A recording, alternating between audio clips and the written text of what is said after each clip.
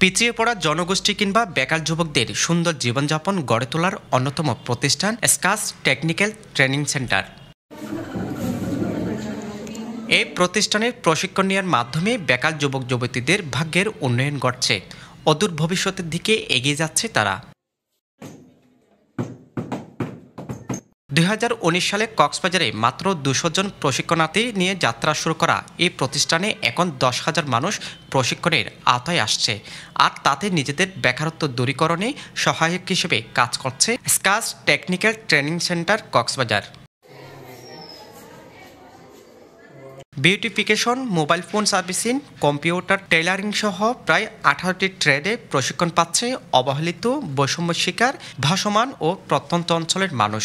আমার কাজ হচ্ছে অসহায় জনগণ এবং ভাসমান জনগণ, প্রত্যন্ত অঞ্চলে অবস্থিত যারা অবহেলিত আছে, যারা বেতন বৈষম্য, কাজের বৈষম্য, সামাজিক বৈষম্যতার শিকার, ওদেরকে নিয়ে মূলত আমার কাজ।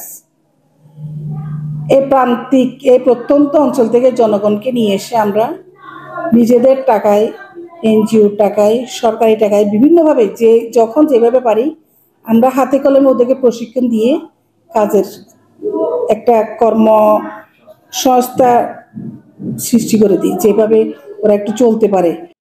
তিনি আরও বলেন, ইতিমধ্যে 7,000-এর উপর প্রশিক্ষণের আওতায় এসেছে বিভিন্ন ক্যাটাগরির মানুষ। পাশাপাশি পরবর্তীতে তাদের অবস্থান সম্পর্কে খবরও নিয়ে থাকেন এই প্রতিষ্ঠান। 7,000-এর উপরে ট্রেনিং হয়েছে এখানে। 2019 সাল থেকে আমাদের এই প্রতিষ্ঠানটা শুরু। একদম গ্রাম অঞ্চল থেকে শুরু করে এনে আমাদের এখানে ট্রেনিংগুলো দেওয়া হয় এবং শুধু দিয়ে আমরা ছেড়ে দিই না, আমরা ফিডব্যাক নেই, আমরা বছরে বছরে তাদের খবর নেই কে কোথায় কী কাজ করতেছে বা কোনো সমস্যা হচ্ছে কিনা। মানুষের আর্থিক সচ্ছলতা ও বেকার দূরীকরণে বড় ভূমিকা পালন করছে এই প্রতিষ্ঠান। তাই সরকারের পক্ষ থেকে আরও সহায়তা পেলে তাদের কাজের গতি আরও বাড়বে বলে আশা করছেন প্রতিষ্ঠান কর্তৃপক্ষ। Sajam Barua, Saju, pen one news.